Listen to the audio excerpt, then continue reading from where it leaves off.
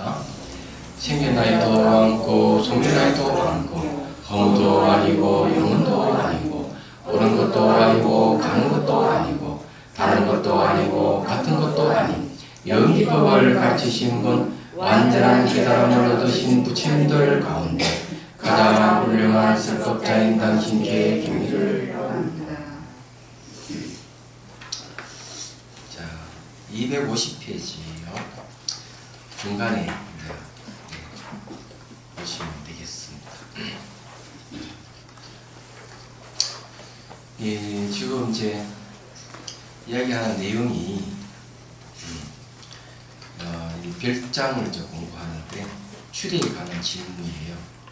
그러니까 추리에 관한 질문이라는 내용은 눈앞에 없는 것,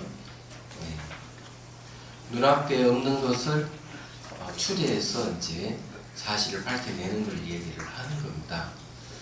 예를 들어 가지고 왕이 나가시나 스님에게 스님은 이 붓다를 보신 적이 있습니까? 없습니다. 이렇게 얘기하죠. 그러면은 당신 스승은 또 어떻습니까? 붓다를 본 적이 있습니까? 없습니다. 그러면 붓다는 계시지 않지 않습니까? 어떻게 붓다가 계셨다고 이렇게 얘기할 수 있습니까? 보지 못했으니까. 그래, 이거는 부처님은 사실은 벌써 이게 2000년 전이기 때문에 500년 전에 입적하셨기 때문에 사실 나가시나 스님이나 또 나가시나 스님 스승도 보지 못했던 것이죠. 그렇지만은 붓다가 있다 하는 건 어떻게 아느냐? 부처님께서 남겨놓은 가르침, 37 조도품이라든지 이런 붓다의 가르침, 개정의 사막이 붓다의 가르침이 남아있기 때문에 붓다가 계시다 하는 걸 알 수가 있다 하는 얘기예요. 자, 그래서 이제 그런 내용인데 여기 다 봅시다. 지금 이제 사마타 위파사나에 대한 얘기를 지금 하고 있습니다.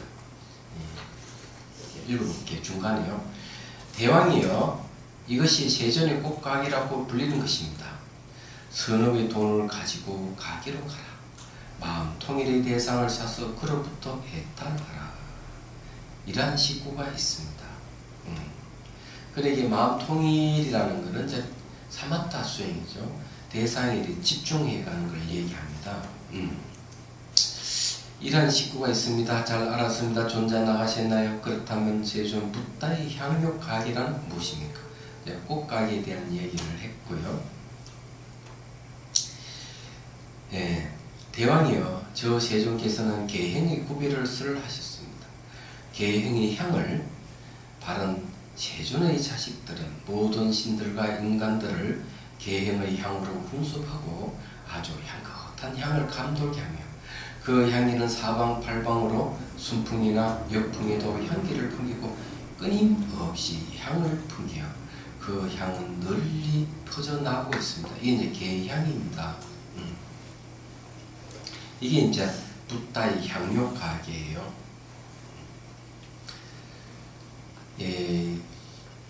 자, 그런 계행의 구별이란 무엇인가 하면 상기의계, 이건 부처님께 기해합니다. 가르침이 기해합니다. 성가에 기해합니다 하는 것도 하나 계입니다. 그 다음 5계, 8계, 10계, 그리고 5가지 성철법에 의한 계의 주문인 자율계입니다. 이것이 세존의 향록각이라 불리는 것입니다. 다음 달에 저기 보살기수계식이 있습니다. 붓다의 향욕각에 꼭 오시기를 바랍니다. 토요일, 일요일이니까요. 세 번째 주 토, 일요일입니다. 제가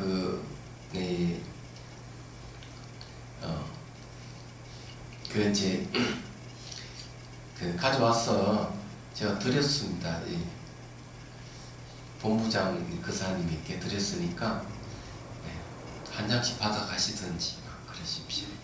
신청을 많이 하시고, 계율이라는 건 도덕성인데, 도덕성을 갖는다는 것은 바로 이 향기를 얘기를 합니다. 그런데 이제 성추행이나 성폭행 같은 것, 도둑질하는 것, 거짓말하는 것, 살생하는 것, 이런 것은 향기가 아니고 냄새예요. 더러운 냄새입니다. 그는 그렇게 생각하시면 돼요. 그렇기 때문에 향기는 널리 터진다는 것이고 많은 사람들에게 이익을 주는 거거든요. 향기의 특징은 뭔가 하면 더러운 냄새를 없앤다는 데 있습니다.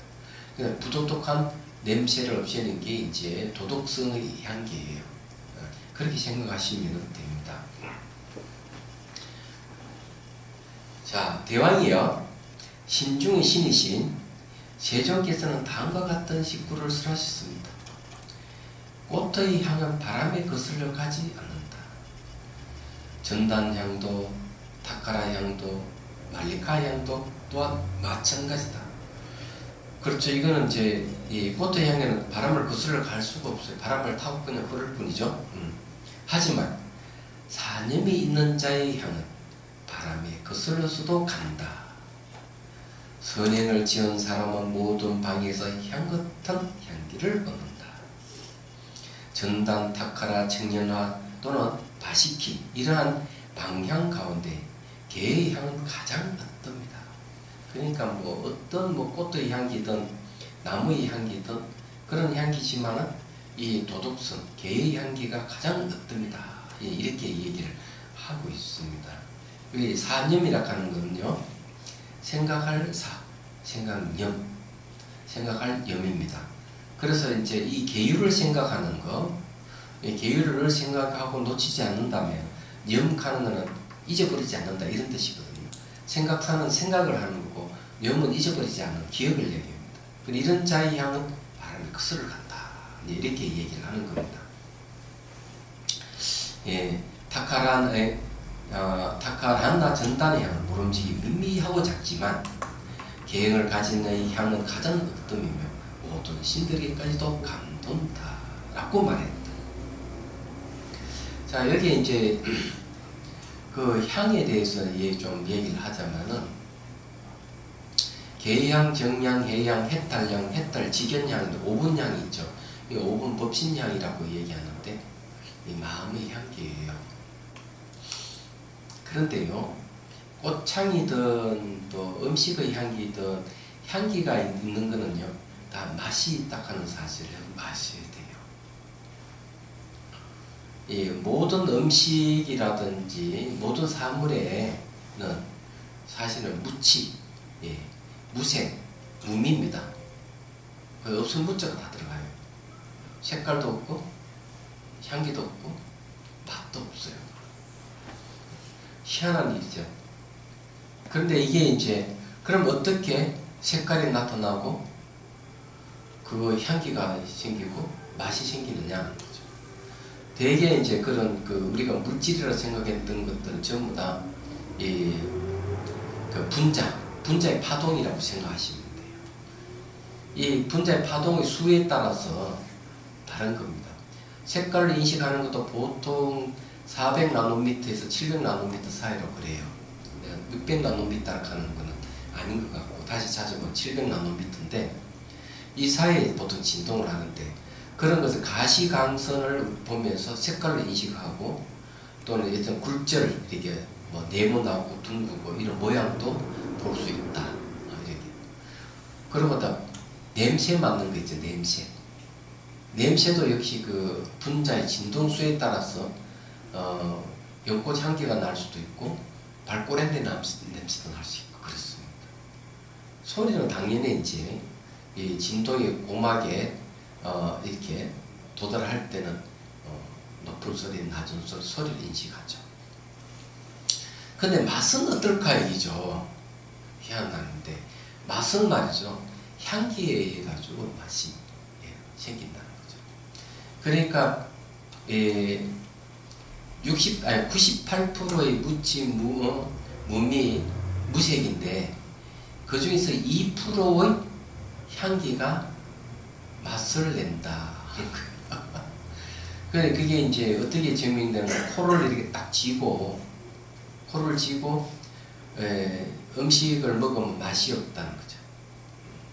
얘기하자면 이 후각을 자극하기 때문에 이 후각의 자극 때문에 이제 맛을 느낀다 이렇게 얘기합니다. 그런데 이 맛이라 하는 건 단순한 게 아니에요. 보니까 이 맛이라 하는 게 이제 우리 그 음식을 먹고 음식이 이제 이렇게 뱃속으로 들어갈 때 이 내장에서 또 맛을 느낀다네요. 내장에서 느끼는 맛은 이 지방을 맛으로 느낀답니다. 그리고 이제 이게 몸에 이 몸 기억이라고 하는 것이 있다는 걸 얘기합니다. 그런 걸. 그게 몸이 기억하고 있다는 거죠. 그게. 근데 그건 저는 맞다고 생각하는 게 해심밀경에 보면은 이제 육체를 아타나식 육체를 만들고 육체 속에 의지하고 있다 했기 때문에 육체 자체가 그냥 아타나식 그러니까 무의식이라고 생각하면 되는 거죠. 그냥 당연히 내장 안에 또 그런 감각을 느낄 수가 있는 거죠. 지방에 대한 그런 감각이. 근데 이 감각이 전부 다 알고 보니까 전부 다 생명하고 관계돼. 맛도 감각이죠, 향기도 감각이죠, 색깔도 감각이죠. 특히 이제 맛은 보면은 단맛은 에너지를 얘기하는데 단맛을 찾는 것은 몸의 에너지를 얘기를 해요. 단맛이라는 거. 근데 감칠맛이라고 하는 게 발견됩니다. 감칠맛. 와. 감칠맛은 이게 신경 전달 물질이랍니다. 입안에 딱 감칠맛을 느끼는 거. 이거는 뭔가 하면 신경 전달 물질이기 때문에 그 신경계하고 관계되는 것이죠. 단맛은 에너지하고 관계, 탄수화물이잖아요. 에너지하고 관계되지만은 소비되는 거죠. 이거는요. 그런데 이 감칠맛은 그런 거죠. 예, 감칠맛만 그렇게 써요. 쓴맛이라든지 신맛, 짠맛도 마찬가지라는 거죠. 하여튼 생명이 관계되는 거예요. 근데 제가 얘기하고 싶은 거는 뭘 얘기하고 싶은가 하면요. 맛이든 향기든 색깔이든 이것은 마음을 빼놓고는 얘기를 못한다는 거죠. 그 맛이란 무엇인가라는 책을 보니까 이제 그 얘기를 합니다. 마음을 빼놓고는 얘기를 못한다. 왜 그러냐? 이 색깔이라든지 향기라든지 맛이라든지 소리라든지 이런 것이 전부 다 마음에 의해서 나타나는 것들이에요. 이 파장을 분자의 이 파장을 갖다가 색깔로 전용해서 보고 향기로 바꾸서 보고 냄새 그냥 맛으로 바꾸서 보고 소리로 바꾸서 보고 그런 것. 이 촉감도 마찬가지. 그런 거죠. 결국 같은 마음이라는 얘기입니다. 그래서 여기서 이제 그 개향도 바로 마음을 얘기하는 거죠. 그래서 계율을 잘 지키는 사람에게는 향기가 있다는 얘기입니다. 실제로 냄새를 맡을 정신적인 향기지만은 냄새를 맡을 수 있는 향기가 있지 않나 하는 생각을 하게 됩니다. 왜냐하면 모든 향기가 좀 마음이듯이 자기 심리이기 때문에 계율도 그런 심리적인 것이다. 이죠. 그걸 좀 얘기하고 싶어서 하는 얘기입니다.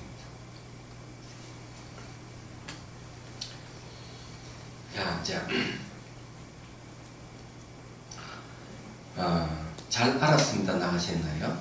그렇다면 세존의 과일가게란 무엇입니까? 이제 꽃가게 있고 향로가게 있고 과일가게를 얘기합니다. 대왕이시여 세존께서는 갖가지 과일을 하셨습니다. 그럼 맞네. 과일이네. 과일은 결과를 얘기하기 때문에 즉 성자의 흐름에 들어간 과일 단 한 번만 미혹한 생존으로 돌아오는 과일 다시는 미혹한 생존으로 돌아오지 않는 과일 아란의 과일. 자 여기에는 성자의 흐름에 들어간 과일은 수다운가니까 천상세에 갔다가 인간세계에 돌아오는 이런 7번 반복했을 때 아란가를 얻는다는 거죠. 단 한 번만 미혹한 생으로 돌아오는 과일이라고 하는 천상세에 들어갔다 한 번 올 때 이제 아란을 얻는 거고 다시 미혹한 생으로 돌아오지 않는 과일이라고 하는 거는 한 번 가서 천상세로 가면 바로 그냥 아란이 되는 거예요. 다시 세상 안 돌아오는 거죠. 예, 그 다음에 이제 아란 과일은 가고 오면 없는 거죠. 자, 모든 그 사상은 일사자의 모양상이네요. 사상은 공하다고 관하는, 텅 비어있다는, 실체가 없다고 관하는 마음 통일의 과일. 자, 이 사마타 수행, 이건 지금 대성입니다. 이 정신 집중을 해서 모든 사물에 비어 있다고 보는 것은 그 대성 사마타 수행입니다. 이 소승 사마타 수행은 마음 집중을 한다 해가지고 사물의 공합을 본다고 얘기를 안 합니다. 여기서는. 그래서 이 지금 이 미린도와 문경을 갖다가 부파 불교와 대성 불교의 그 사이에 있는 경쟁이라고 얘기하는 이유가 거기 있는 거죠. 그리고 공하다고 가난한 마음 통일의 과일, 모든 사상의 차별성을 떠나 있는 그런 모양이죠. 차별성 떠나 있는 마음 통일의 과일, 모든 것에 바라고 구하는 마음이 없는 마음 통일의 과일. 이 가운데 과일을 얻고자 바라는 사람은 그 누구라도 선업의 돈을 지불하고 바라던 과일, 즉 성자의 흐름에 들어간 과일이거나 또는 단 한 번만 미혹한 생균으로 들어오는 과일, 또는 다시 미혹한 생균으로 들어오지 않는 과일이거나 또는 아라한의 과일 혹은 모든 사상을 공하다고 가는 마음 통일의 과일이거나 모든 사상의 차별성을 떠나 있는 마음 통일의 과일이거나 또는 모든 것에 바라고 구하는 마음이 없는 마음 통일의 과일을 삼습니다. 뒤에 있는 이 세 가지는 이제 뭘 이야기하는가 하면은 그 공하다고 가는 마음 통일의 과일이라고 했으니까 이거는 이제 그 삼해탈을 좀 얘기하는 것 같아요. 삼해탈. 이 삼해탈을 해서 이제 그 공이라고 얘기하는 것은 무아를 체득했을 때 공하다 하는 과의 마음의 통일이 있어요. 이 무아를 체득하게 되면 모든 사물도 다 공하다 하는 그런 얘기도 있어요. 그 다음에 그 사상의 차별성을 떠나 있는 마음 통일의 과의 이렇게 얘기하면 이거는 무상을 얘기합니다. 그러니까 이 변하는 무상 관찰을 통해서 모양이 없는 무상 해탈을 지금 얘기를 하는 것 같고요. 그 다음에 이제 그 구하는 마음이 없는 마음의 통일의 과이라고 얘기하는 것은 벌써 고통을 통해서 일체가 다 오하다, 괴로움이다 하는 이 관찰을 통해서 그 구하는 마음이 없는 무언 해탈을 지금 얘기를 하고 있는 것 같습니다. 그래서 이거는 삼해탈을 얘기하네요. 여기에서 이제 이 삼해탈은 다 이제 알다시피 무상, 고, 무아 삼법인을 관찰했을 때 얻어지는 걸 얘기해요. 이런 과일을 얻으려면 기본적으로 이제 알아야 될 게 뭔가 하면은 모든 게 변한다고 알면은 그 변한다는 마음으로 다시 그 대상의 변화를 봐야 된다 하는 거죠. 그래 무상을 내가 봤다면은 무상의 마음으로 다시 무상을 봐야 돼. 그래야만이 상이 없는 해탈을 얻고요. 내가 고를 괴로움을 체득했다면은 괴로움이라는 마음으로 다시 괴로움을 볼 때 원하는 마음이 없는 무언 해탈을 얻는 거고요. 그 다음에 내가 무아를 체득했다면은 무아의 마음으로 다시 무아를 볼 때 공해탈을 얻습니다. 그래서 이제 그 중간에 이 마음이라 하는 게 들어가 있는 거죠. 그냥 봤다 해도 되는 게 아니고 봤으면은 그것들이 전부 다 알고 보면 마음이라는 거죠.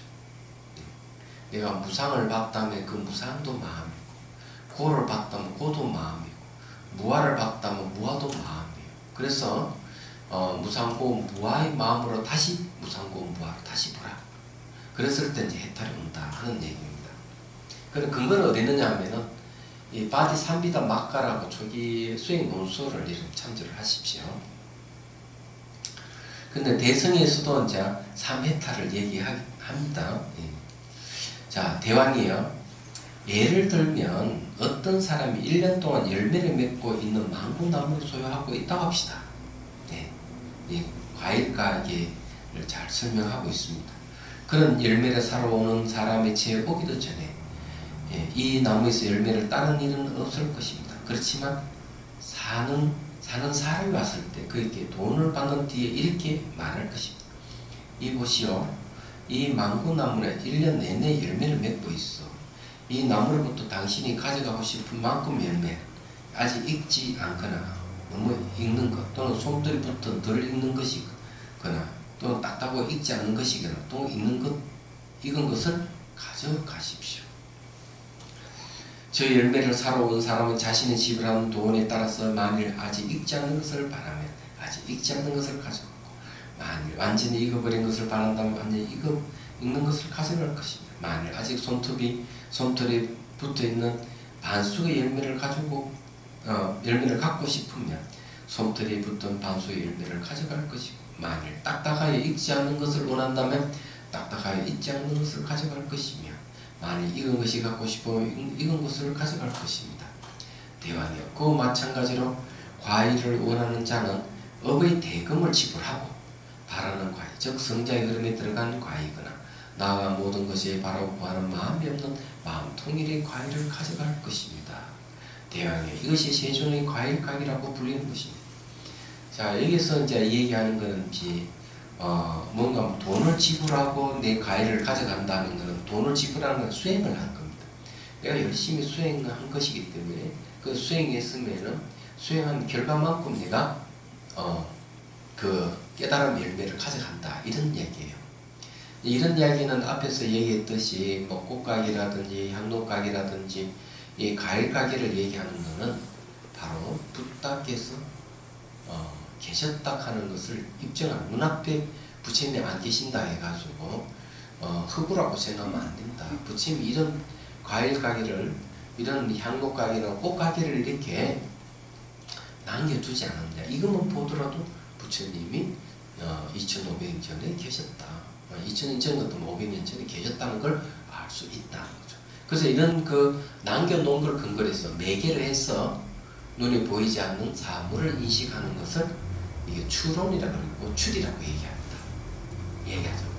그래서 추론과 추리의 특징이 이제 뭘 얘기하는가 하면은 항상 매개가 있다는 거죠. 매개물이. 자, 예를 들어서 한번 실험을 좀 해보죠.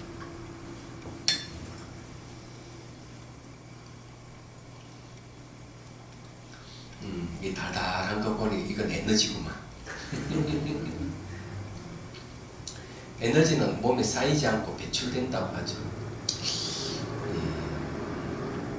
금방 소비되고. 근데 이 당뇨가 있으면 혈액이 끈끈해져 가지고 이제 그 당이 쌓인 곳, 혈액순환이 안 돼, 그거 썩는다는 거죠. 그리고 발가락이 썩는다든지 눈이 썩는다든지 해서 그래서 발을 잘라내고 이 눈에 이게 안 보이고 이런 현상이 생기는 거죠. 아주 위험해요. 그런데 이제 그건 그렇고, 자, 이건 뭡니까? 예? 컵. 그러면 이 컵은 여러분들이 직관이라고 해야 됩니까? 또 추리에 속합니까? 예? 직관. 왜 직관이라 했는가? 바로 보이니까. 근데 왜 추리를 했는데? 그건 이렇게 저렇게 만들었다는 걸 상상하고 있었어요.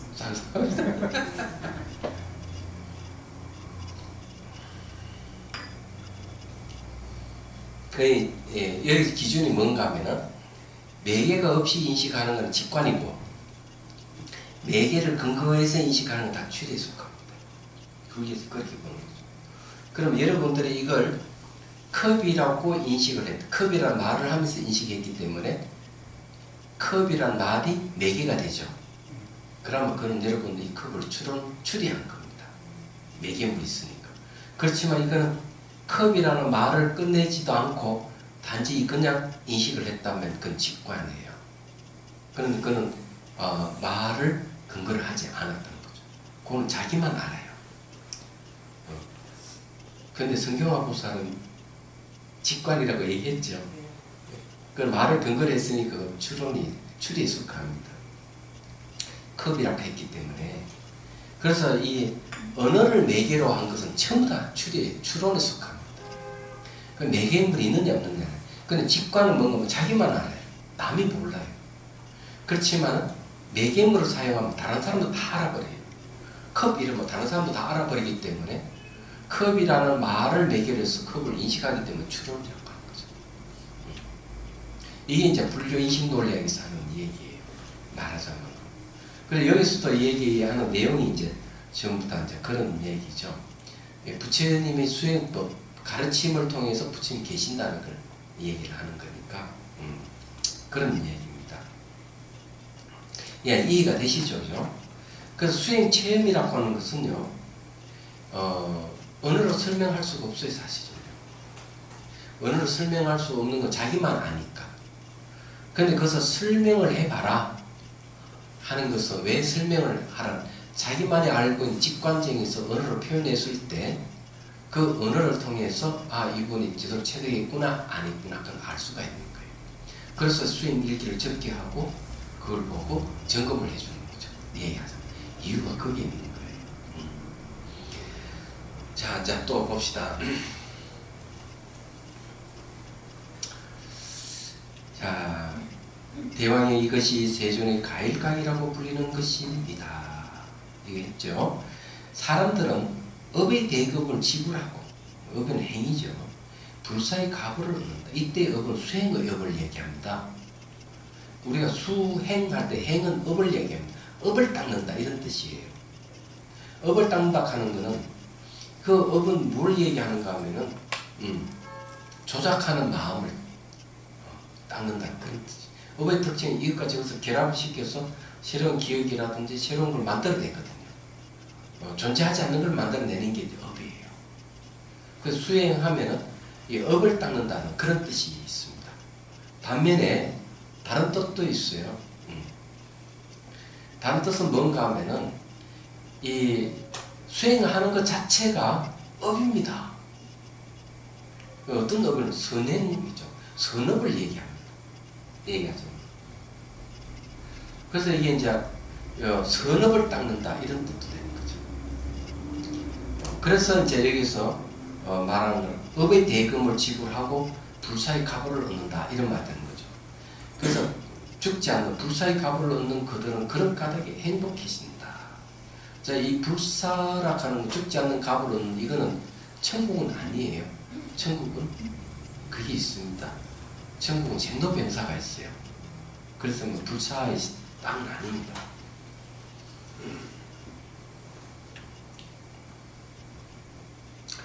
자, 이런 개성도 서려져 있는 것입니다. 잘 알았습니다. 나가셨나요? 그렇다면 세존 붓다의 아가다야 각이라는 어떤 것입니까? 해독지는 어떤 것이냐? 이야, 참 멋있는 비유예요. 그죠? 해독지 가장 관심이 가는 겁니다. 대왕이요, 세존은 아가다약을 설을 하셨습니다. 저 아가다약에 의존해서 저 세존은 모든 신들과 인간들의 번뇌의 도구를 풀어주셨습니다. 그렇다면 그러한 아가다약이란 어떤 것인가? 대왕이요, 세존은 이러한 성스러운 4가지 진리를 말씀하셨습니다. 즉 모든 것은 괴로움의 진실한 모습이라고 깨닫는 성스러운 진리, 그 괴로움의 원인이 애집이라고 깨닫는 성스러운 진리, 애집이 기인한 괴로움을 모두 멸하는 경지가 깨달음이라고 파악하는 성스러운 진리, 괴로움의 멸진에 이르는 집천의 길이야말로 진실하다고 깨닫는 성스러운 진리입니다. 이게 이제 고지멸도 사성계죠. 이 가운데 가장 최고의 지견을 과하여 4가지 진리의 가르침을 들은 자는 누구라도 윤회의 생으로부터, 윤회는 이제 죽고 태어나고 반복하는 거죠. 반복하는 생으로부터 해탈하고, 늙음으로부터 해탈하며 죽음으로부터 해탈하고, 근심, 슬픔, 괴로움, 번뇌, 번민으로부터 해탈합니다. 대왕이여, 이것을 세존의 아가다야 각이라고 부르는 것입니다. 자, 여기서 말하는 수행 체계를 얘기합니다. 고지멸도 사성계가 수행 체계거든요. 이 수행 체계가 뭔가 해독제인 거죠. 괴로움이라는 그 독약을 해소시키는 겁니다. 그러면 대성에서 얘기한다면은 육바람밀이 그에 속하겠죠. 근데 이제 육바람밀은 이제 사성계로 치면은 도성계에 속합니다. 그러니까 대승불교든 소승불교든 이 사승계에서 벗어나는 게 없어요. 초기 경전에도 그 상정 유경이라고 경전을 보면 분명히 얘기합니다. 나의 모든 가르침은 마치 코끼리 발자국에 속에 각가지 무짐승의 발자국이 다 포함되듯이 고진별도 사승계의 가르침에서 벗어나는 건 아무것도 없다. 이렇게 얘기해요. 굉장한 거죠. 어느 철학자든 괴로움에 대한 얘기를 합니다. 어떤 종교인도 다 괴로움에 대한 얘기를 해요. 그리고 어느 철학자든 종교인이든 괴로움의 원인에 대해서도 얘기를 할 수가 있어요. 말하자면. 그렇지만은 부처님 같이 괴로움의 완전 소멸한 열반에 대한 것, 그리고 그 열반이 이르는 길, 팔정도에 대해서 그건 어느 철학자든 종교인들도 설하지 않았던 걸 얘기하죠. 괴로움과 그 괴로운 원인에 대해서 늘 얘기를 하죠. 철학은 내적 철학함으로써 물음으로 끝나버리기 때문에 결과가 없습니다. 얘기하죠. 말하자면은 어느 세계에서 시작해서 어느 세계를 끝나버리면 이 철학이에요. 안 된 얘기인데. 그게 뭐가 빠졌느냐? 내 실전 수행에서 체득한다는 게 빠져있대, 철학에는. 어떤 사상도 마찬가지고. 네, 그런 거. 그래서 이 부처님 가르침이 위대하다는 얘기죠. 자, 그 다음 봅시다. 이 세상에서 해독작용이 있는 그 어떤 아가다 약도 진리의 아가다 약과 대등한 것은 존재하지 않는다. 비우들여 이 약을 마시라. 이러한 식구가 서려져 있는 것입니다. 이와 비슷한 내용이 어디 나오는가 하면은 그게 그 양의경이라고 아흥경에 보면 양의경이라는 경전이 또 얘기합니다. 의사이든 나는 의사 중에서 의사의 왕이다. 말하자면. 그래서 이제 그러면서 고진별도 사승제의 가르침을 베풀어서 중생이 고통에서 벗어나게 한다. 그래서 의사다. 이렇게 얘기를 합니다. 한번 생각해 보십시오. 새 속에도 보면은 자기 한 사람이라든지 한두 사람 구할 수 있는 의사 있고, 안 그래요? 그 동네 의사라고 하겠죠. 좀 넓혀면 이제 사회를 치료할 수 있는 의사, 국가를 치료할 수 있는 의사가 있죠. 그 정도예요. 그럼 붓다는 뭔가 모든 전 인류뿐만 아니라 지각에 있는 모든 존재의 괴로움을 해소하는 그 독약을 마셔서 해롱해롱하는 이 중생들을 해독제를 써서 완전히 깨어나게 하는 것이죠. 이게 이제 붓다는 의사의 왕이라고 하는 이유 그거예요. 이게 굉장한 것이죠. 그래서 그 남님에도 보면 뭘 얘기하는가 하면은 법사를 의사에 비유합니다. 그 다음에 경전에 논서에 있는 가르침들은 전부 다 약방문을 얘기를 하는 거예요. 약방문. 그래서 뭘 얘기하는가 하면은 법사라는 의사가 법을 쓰래서 약방문을 얘기해 주면은 처방받은 중생들이 수행이란 약을 먹고 벗어나는 게 아니고 그냥 약방문만 열심히 기록하고 약을 먹지 않는다. 이런 얘기가 있어요. 혹시 여러분 그렇지 않아요? 지금 본문 들은 약방문만 열심히 듣고 기록을 하면서 수행을 안 하는 거예요. 이게. 그 약방문을 있으면 그 가지고 수행을 해야 될 거 아니에요. 그러게 약을 먹는 건데 그게 안타까운 거예요. 얘기하자면. 그런데 이런 그 비유도 비슷한 약의 비유는 법화경에도 나와요. 법화경의 7가지 비유 중에서 하나 의사의 비유가 있는 바로 그런 얘기예요. 그러니까 자식들이 그냥 독약을 먹고 막 정신을 헤매고 있으니까 아버지가 의사는 명이니까 얼른 쫓아와서 약을 조제한 거야. 약을 조제해서 딱 주니까 이 자식들이 자기 아버지를 알아보지를 못하는 거예요. 독약에 취해가지고. 그러니까 그 약을 안 먹으려 그러니까 약을 놔두고 어디로 가는가 하면 그건 해외로 여행 가버리고 소문을 내죠. 아버지는 죽었다고.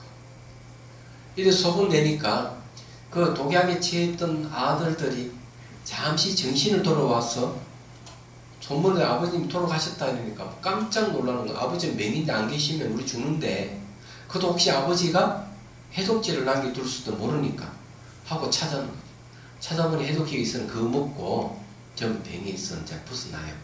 병에서 벗어났던 소식을 들으니까 그때서야 아버지가 짠 하고 나타나서 나 안 죽었다고 얘기하는 거예요. 얘기하자면.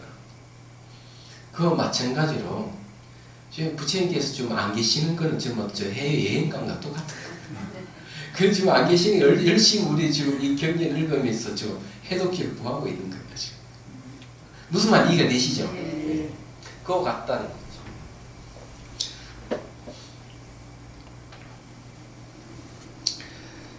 자, 이제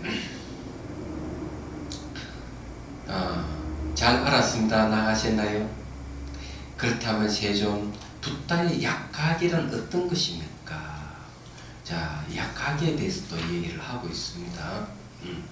과일 가기를 얘기를 했고 또 그 해독제 약가기를 얘기했고, 근데 붓다의 이제 약가기는 뭐냐 이죠?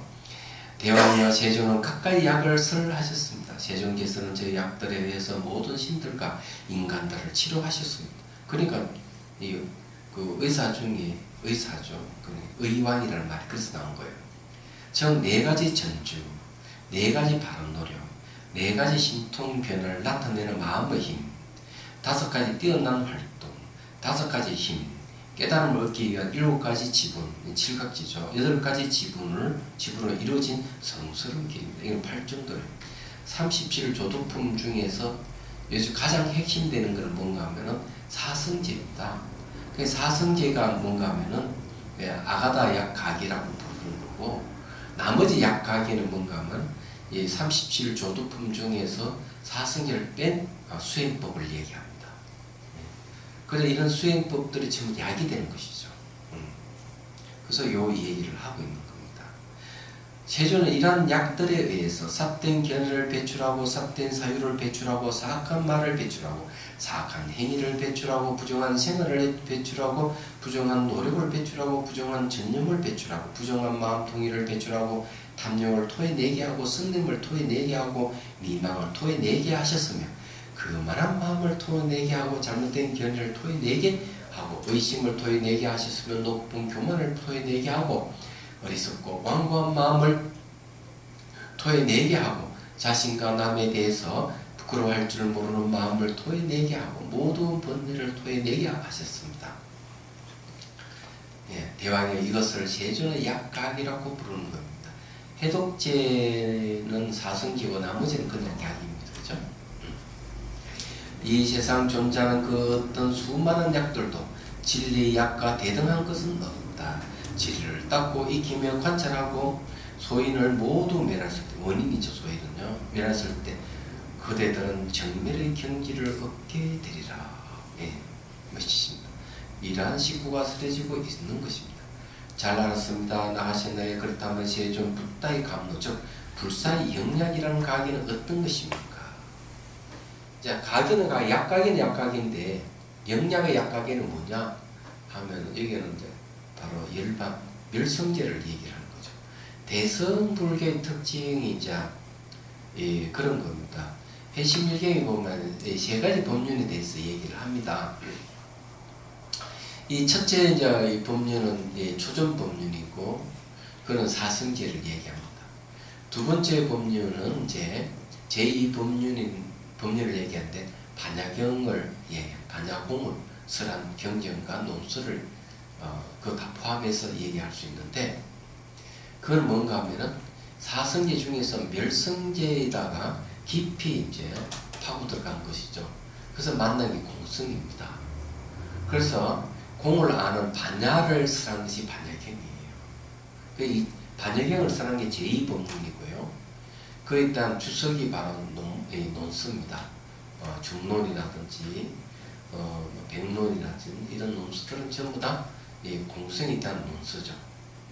제3법륜이 뭔가 하면 공성이 너무 어렵다 이게요. 어렵기 때문에 다시 그 유식 3성을 들었어. 병계수입성, 의탁이성, 원성실성을 들어가지고 공성을 다시 자세히 설한 게 제3법륜이다. 이렇게 얘기를 합니다. 그렇지만 이제 달라이 라마 스님은 그래도 여기서 가장 요의의 가르침은 제2법륜 반야경 가르침이다 하고 이 얘기를 해요. 유식의 학파에서는 별로 좋아하지 않는데 이 얘기죠. 그 이유가 뭐냐? 반야경은 예를 들어 반야신경 같은 거는 군더더기가 하나 없잖아요. 해설이 필요 없이 그 읽으면 다 뜻이 다 통한다는 거죠. 그렇지만은 거기에 대해 해석을 가한다 하는 건 군더더기라는 거지. 그래서 이 유식 경전, 해심일경 같은 것은 불교의 경전이다 이렇게 이야기를 해버려요. 그렇지만 이제 기준으로 보면은 공성을 설한 가르침은 다 요의 경전을 봅니다. 공성, 진여, 불성. 그러면 해심일경도 요의 경전에 속하죠. 그렇게 보면. 그렇지만 요의 경전 중에서 더 핵심되는 게 뭐냐? 반야경이다. 이렇게 이제 보는 거죠. 자, 이제 그러면은 불사 영약이라는 각에 대한 공부를 좀 해봅시다. 대왕이요, 세조는 감로를 설하셨습니다. 이 감로는 이제 바로 열반의 다른 이름을 감로라고 그래요. 여러분, 감로라고 하는 게 이제 그 감칠맛 나는 맛으로 치면은 그게 이제 그 감칠맛 나는 이 음식들은 대개 신경 전달 물질하고 관계되는 그런 것들이에요. 신경 전달 물질이 그게 없으면요, 이게 두뇌 활동이 잘 안 되잖아요. 치매가 또 올 가능성이 많고 그런 거거든요.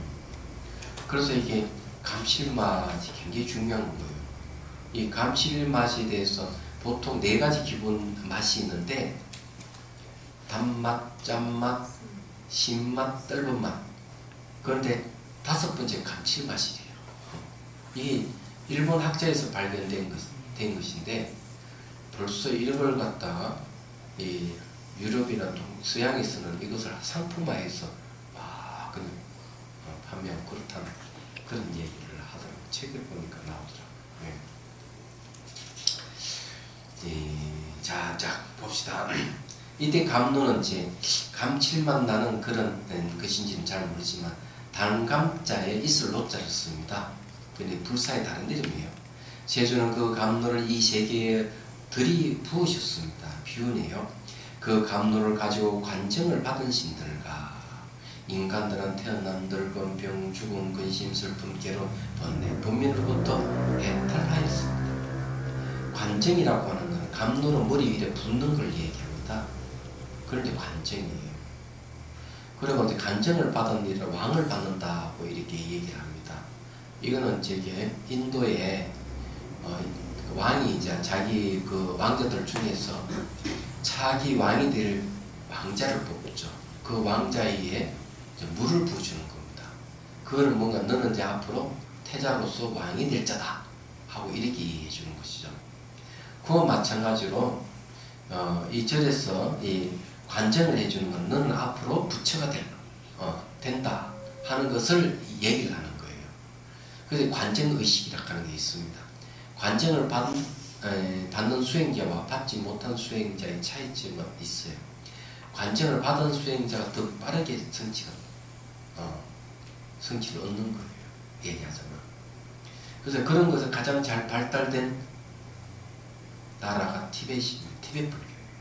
티벳 불교는 이 관정의식이 상당히 발달되어 있습니다. 그 관정의식 내용이 전부 다 수행 단계를 전부 다 설명하고 가르치를 설명하고 있어요. 그래서 이제 실제로 관정을 이제 의식 집행에서 관정을 하기 때문에 이 관정을 받는 것 자체가 수행에 큰 힘이 되는 거예요. 얘기하자면 마치 뭐와 같은가 하면은 결혼식도 올리지 않는 사실혼 관계의 부부보다는 결혼식을 부부가 사는 게 더 당당한 거예요. 식을 올렸기 때문에. 마찬가지 수행자도 관정이라는 식을 올리게 되면 훨씬 수행이 잘 된다는 얘기하잖아요. 이런 관정에 대한 것은 거기도 나옵니다. 화엄경에도 이 관정에 대한 얘기 나와요. 그래서 여기서 감노를 가지고 관정을 받은, 그 말은 뭔가 하면 불사이약인 열반을 얘기합니다. 감노라는 거. 그러니까 열반을 목표로 한 사람들은 말이죠. 그런 신들과 인간들은 늙고 태어나고 늙고 병 죽음, 행도병사죠. 근심, 슬픔, 괴로움, 번민을부터 했더라 했습니다. 그 감노란 어떤 것인가? 이것은 바로 신체에 관한 점념입니다. 자, 신체에 관한 점념이라고 하는 것은 몸에 대해서 이제 알아차림을 하는 거죠. 이렇게 알아차림을 하게 되면은 바로 감노를 얻을 수 열반 얻는다 이런 얘기입니다. 이거는 이제 바로 신수신부 중에서 신념체에 속하는 얘기예요. 대왕이여 신중히 신이신 세조는 또한 이렇게 설을 하셨습니다. 비구들이여 몸에 가는 전념을 먹는 자들은 감노를 먹는 것이다. 대왕이여 이것이 세존의 감노각이라 부르는 것이다.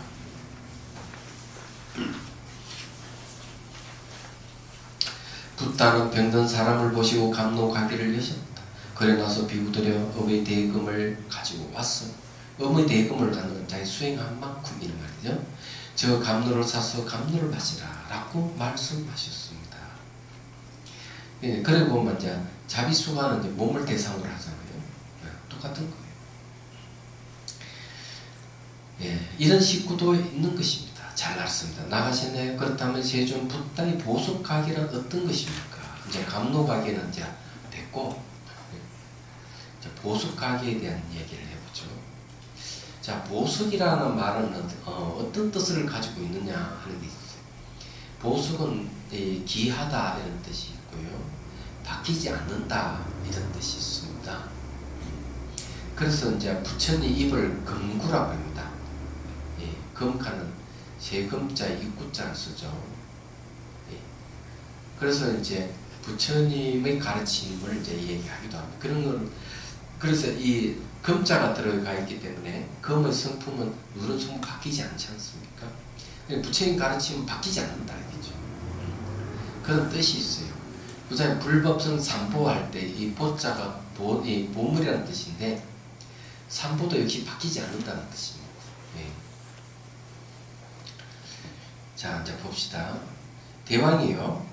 세존은 갖가지 보석을 설하셨습니다. 저 보석들로 치장한 붓다의 자식들은 모든 신들과 인간들을 두루 비추고 빛을 비추고 환히 비추며 비추어 어둠을 부수고 빛나게 하며 상하 좌우로 강명을 놓습니다. 그러한 보석이란 어떤 것인가? 이 보석의 특징을 얘기하는데 보석의 특징은 두루 비추는 걸 얘기를 하죠. 근데 이 두루 비추는 것은 우리 마음의 본성이 바로 이렇게 두루 비추는 성기를 갖고 있습니다. 개의 보석, 마음 통일의 보석, 지혜의 보석, 해탈의 보석, 해탈 지견의 보석, 무해자세한 이해력의 보석, 깨달음을 얻기 위한 지분의 보석입니다. 계율도 하나 보석이 되네요. 마음 통일은 당연히 보석이고 심리경서니까. 지혜 보석은 이건 당연히 비파사나에서 얻은 보석이죠. 근데 이런 건 전부 다 어둠을 부수고 빛나게 한다는 거죠. 상하 좌우로 빛이 쫙 이렇게 강명이 놓아진다는 얘기입니다. 그래서 계율만 잘 지켜도 그 계율의 향기가 이렇게 보석같이 쭉 비치는 성질이 있다는 거죠. 마음이 통일된 사람은 화를 잘 안 냅니다. 굉장히 부드러워요, 성격이. 웬만한 일은 화를 안 내거든요. 그게 정신 통일이 된 사람의 특징이에요. 마음이 통일됐다는. 특히 이 마음의 통일은 뭔가 하면 공성이죠. 공성에서 마음이 통일됐기 때문에 대단한 거죠, 이게. 지혜 보석도 똑같은 거예요. 여기 이제 그 대승기 신론에 보면은 마음의 본성, 그래 본각을 얘기했네. 본각 우리 마음의 본성을 얘기하는데 본래 깨달음이거든요. 이 본래 깨달음의 내용 중에 지혜가 들어갑니다. 근데 이 지혜의 특징은 움직이지 않는 부동이에요. 바뀌지 않는 걸 얘기해요. 비유를 들어서 얘기하면은 거울 면에 비유합니다. 맑고 깨끗한 거울 면은 사방 모든 상을 비추지만은 비친 상들이 가고 오미 없고 그 상들이 거울을 더럽게 할 수가 없죠. 그거와 마찬가지 우리 마음이라 하는 거울이 보이고 들리는 있는 것처럼 마음거울이 비친 형상들이에요. 형상들인데 이 형상들의 실체가 없는 거예요. 가고 오미 없고 더럽게 자기 마음을 더럽게 할 수 없는 겁니다. 그래서 이제 이게 이제 그 불각에 의해서 그런 문명에 의해서 감춰져 있는데 감춰져 있지만은 지혜라 하는 것은 늘 훈수반 힘이 있어서 우리에게 자꾸 영향을 줘요. 그래서 생사를 시도하고 일반을 구하려는 마음을 자꾸 일으키게 하는 거죠. 그래서 시각, 비로소 깨어나는 마음이 생기기 시작하면은 이제 이 동각이 불각을 어둠에서 헤쳐나와가지고 이제 빛을 발하게 되는데 그것이 법신과 교화를 나타난다. 이렇게 얘기를 합니다. 그게 대승기신론에서 하는 얘기예요. 근데 이 지혜의 보석이라고 하는 그런 해탈은 이제 자유죠. 해탈 지계는 이제 부처의 지혜를 얘기합니다. 무해자전 이해력의 보석이라고 얘기를 했는데 이건 대단한 거예요. 이거는 이제 사무해해가 있어가지고 중심에 구제한 데 주는 마음이에요. 깨달음 얻기 위한 지분이 보석이라고 얘기하는 지분이라는 말을 썼기 때문에 이거는 이제 뭐 칠각지 같지 그런 지분이 있는 거예요. 팔정도도 지분이 있죠. 그리고 또 12연기 또 12가지 지분이에요. 그래서 그 중에서 한밀연기 같은 경우도 거의 속하게 됐죠. 자, 대왕이와 세존의 계의 보석이란 어떤 것인가 하면 계의 조문인 스스로를 다스리는 게 6가지 감각기관을 스스로 다스리는 게 자기 생활을 청정하게 하는 게 4가지 생활 필수 용품을 올바르게 수용하는 게 사소한 게 적당한 게 크다는 게 성자의 4가지 도에서 지켜야 할 게 4가지 도 가운데 하나에 도달한 과에에서 지켜야 할 게 이 개가 많네요. 이 스스로를 다스리는 개 이렇게 얘기하는 거는 스스로 다스리려면 탐욕, 성냄 이런 걸 다스려야 될 거예요. 그래서 감각기관을 다스리니까 눈, 귀, 고, 혀, 몸이 그 다음에 이제 의건 이것이 이제 대상이 막 달려가는 속성이기 때문에 이걸 다스려야 된다는 얘기죠. 자기 생활을 청정하기 개라고 하는 건 뭐 말을 한다든지 이런 것들하고 관계가 있겠죠. 그리고 이제 살생한다든지 이런 걸 못하게 하는 거 그런 것들 다 들어가겠죠. 예. 일단 이제 그런 걸 좀 이제 얘기를 하는 겁니다. 자기 생활을 청정하게 하는 개 같은 거 이런 거는 아마 그런 게 속할 거예요. 올바른 직업을 갖는 뭐 그런 거하고 관련이 있겠나 이렇게 생각됩니다. 자, 대왕이요. 이 세상의 온갖 신이나 마군이 범천 및 도인이나 바람문을 포함한 사람들은 전부 개의 보석으로 장식한 사람을 갈망하고 희구합니다. 그러니까 이 이제 도덕성으로 무장되어 있는 도덕의 향기를 가지고 있는 사람들을 다 갈망하고 희구한다 이렇게 얘기를 합니다. 그럼 왜 그럴까 생각해야 돼요. 개라고 하는 것은 마치 뭐 같은가 하면 울타리와 같아서 밖에 들어오는 장애를 막아주는 역할을 합니다. 그래 이 개를 받고 계획을 지키는 것은 바깥으로 돌아오는 여러 가지 장애를 다 막아줘요. 그래서 이제 굉장히 좋죠. 우리는 이 마구니 장애가 있다든지 아주 불편한 일이 막 휘말려가지고 마음을 소비한다든지 소모하는 것이죠. 그런 일이 있다고 한다면 자기 도덕성을 돌아봐야 돼요. 그럼 다시 참여를 하고 기회를 받는 게 훨씬 좋습니다. 대왕이요. 예. 개의 보석으로 장식한 비구는 사방 팔방 상하 자 그 어느 곳이든 널리 비추고 환히 밝게 비춥니다. 그는 아래로 무관지구로부터 위로는 유정천의 사이에 있는 모든 보석보다 훨씬 뛰어나며 그것들을 덮고 가리며 우뚝습니다. 대왕의 이 같은 개의 보석이 세존의 보석가기에 진열되어 있습니다. 그래서 이 그 개라고 얘기하는 게 이제 왜 모든 신들이나 사람에게 왜 필요하냐? 이 도덕성을 지키지 못하면은 선정과 지혜를 얻지 못하고 지혜를 얻지 못하면 깨달음을 얻을 수가 없어요. 그래서 계를 스승을 삼아라 이렇게 얘기합니다.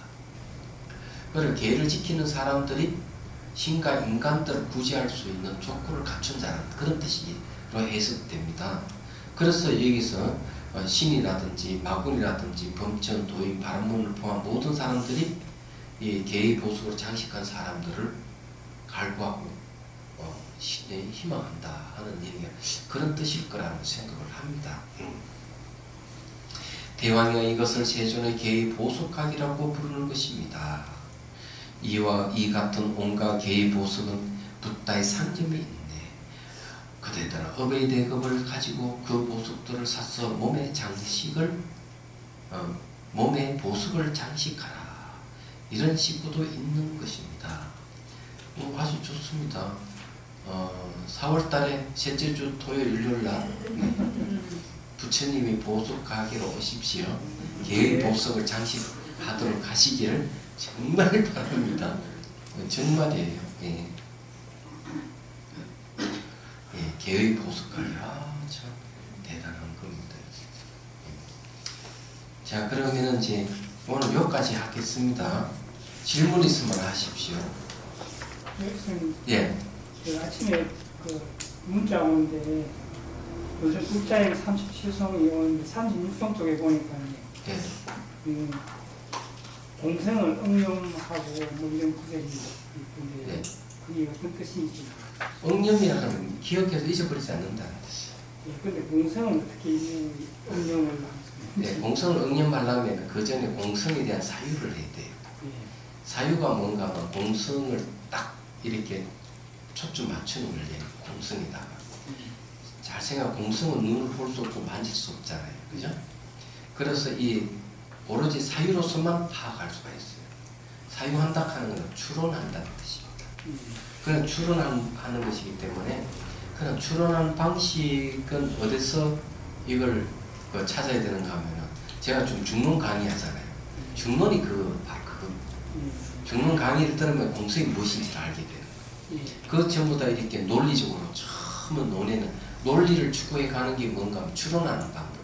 그리고 궁극적인 것이 자아가 없고 실체가 없다. 공이라고 하는 걸 딱 파악해내는 거죠. 이 사유하는 방식입니다. 야, 그렇게 되면 공성을 확실히 파악되면은 그것을 놓치지 않고 붙들고 있어야 돼요. 그래 붙들고 초점 맞추고 가면 이제 거기서 선정으로 들어가는 겁니다. 선정에 들어가는 과정에서 이제 혼침도 있고 또 마음이 들뜸도 있고 그런 걸 다 가려낼 수 있는 능력도 생기고 그래 계속 이렇게 수행해 가서 나중에 공성을 붙들고 있는 그 자체가 아주 속달이 될 때 그때 비로소 이제 선정으로 들어가는 거죠. 진여산매를 하기도 하고 일행산매를 하기도 하고 그래서 선정에 들어가면 깨달음을 얻는 거예요. 얘기하죠. 그런 응념이라는 말을 쓰는 거죠. 251쪽에 모든 사상은 공하다고 관하는 마음통일의 거의 설명하기 전에 여기 지금은 되게 사마다라고 어디에요? 251쪽이요. 예. 네. 뭐 사상을 공하다고 가는 마음 통일. 대승 사마타라고 말씀하셨어요. 사마타. 네. 대승 사마타입니다. 예. 근데 그 밑에 이제 252쪽에 그런 말 한 번 더 나오잖아요. 모든 사상은 공하다고 가라는 마음 통일의 가위 차별상을 떠나야 되는 이거는 3회탈인데 예. 이거를 보려면은 빠띠사피다 막가를 보라고 하시는데 이거 초기 불교 전선줄 알고 있는데 예. 이게 3회탈은요.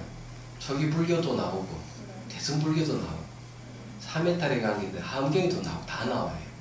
나오기 때문에 서로 통하는 겁니다. 이거는요. 기본적으로. 그래서 이제 이런 얘기를 할 수가 있는 겁니다. 근데 여기 재밌는 게 왜 사상은 공하다고 관하라 왜 이렇게 했느냐 이거는 바로 법집을 타파하는 방법이에요. 그래서 이게 아집이 생기는 건 뭔가 내 밖에 따로 뭐가 실체가 있다고 생각하고 믿는 사람에게 자기 나에게도 고정불멸의 자아가 있다고 생각한다는 거예요.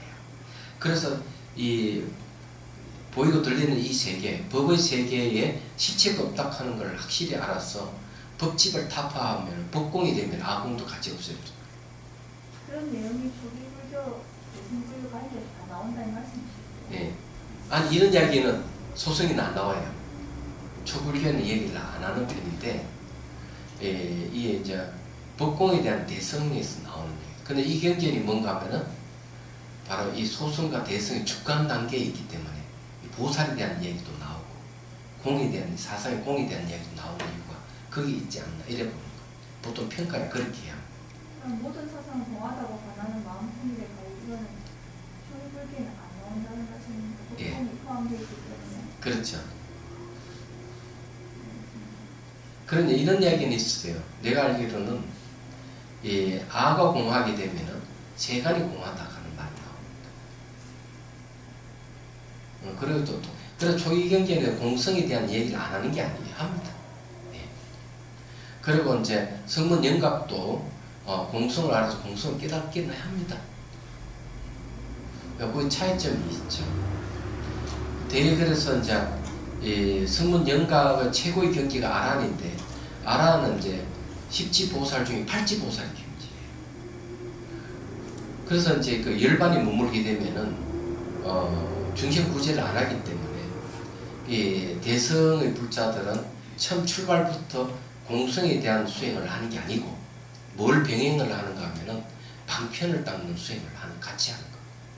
또 자비행을 하거나 복덕을 쌓는 쪽 같이 하는 거죠. 근데 방편, 복덕, 자비는 같이 통하는 겁니다.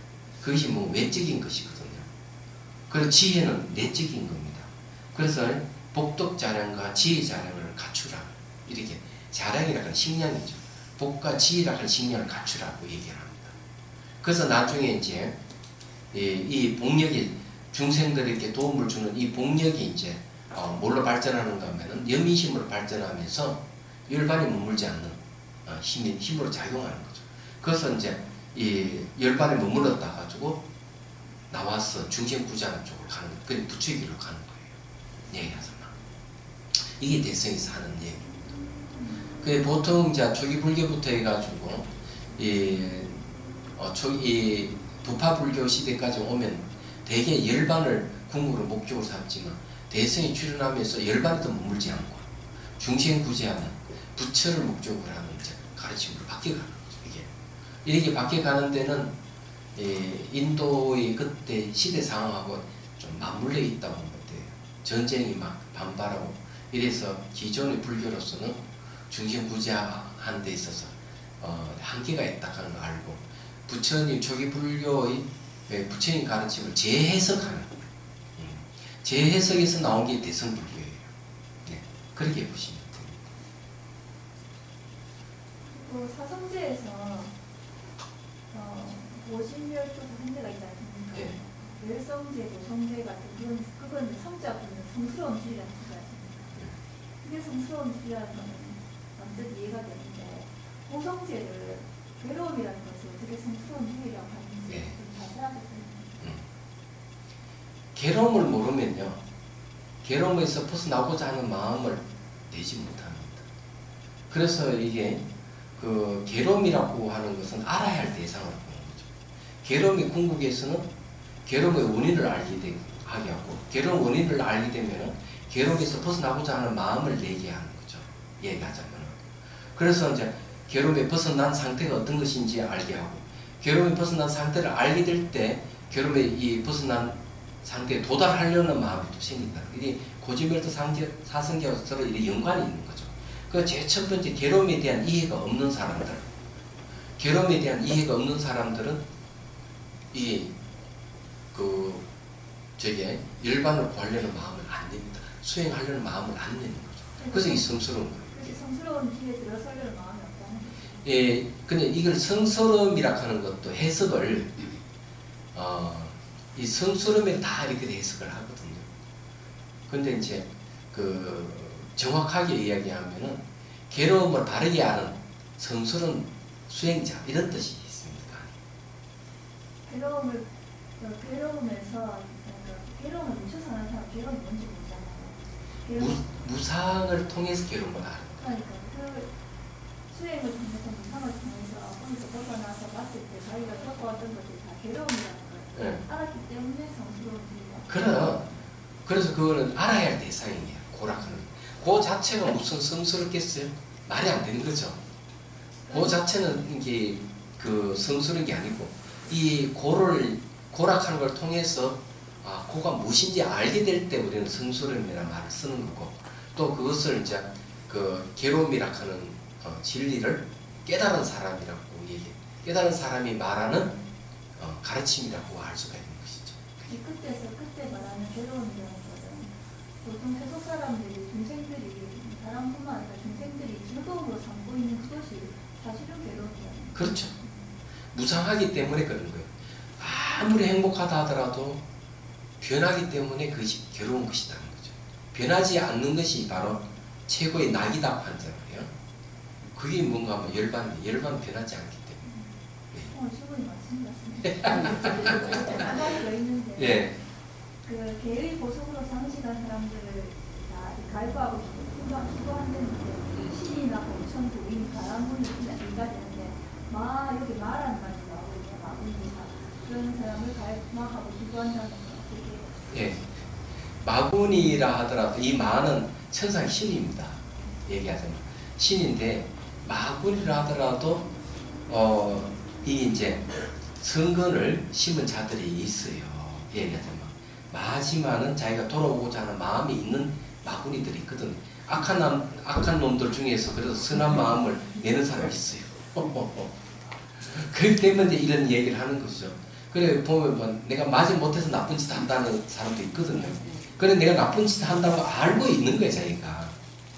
근데 여기서는 마라고 하는 것은 타와 자제천을 보통 얘기합니다.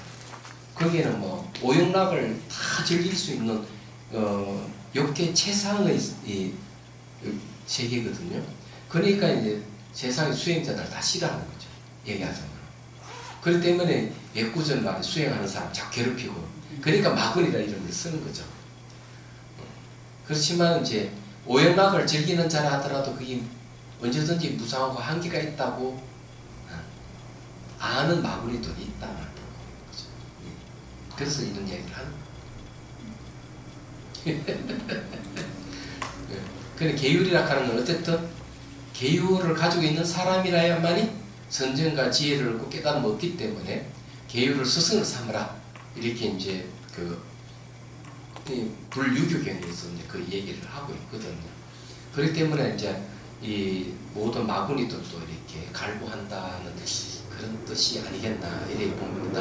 예. 자, 그러면은 해양기 하겠습니다. 중생들을 바라는 마음으로 깨달음의 정수를 이룰 때까지 부처님과 법과 승고에 항상 기해합니다. 지혜와 자비를 갖추고 유정을 위해 노력함으로써 부처님 앞에 머물겠습니다. 원만한 버르심을 일깨우겠습니다. 공개가 있는 한 중생이 있는 한 저도 함께 따라 머물며 중생의 고통을 없애는 자로 남겠습니다.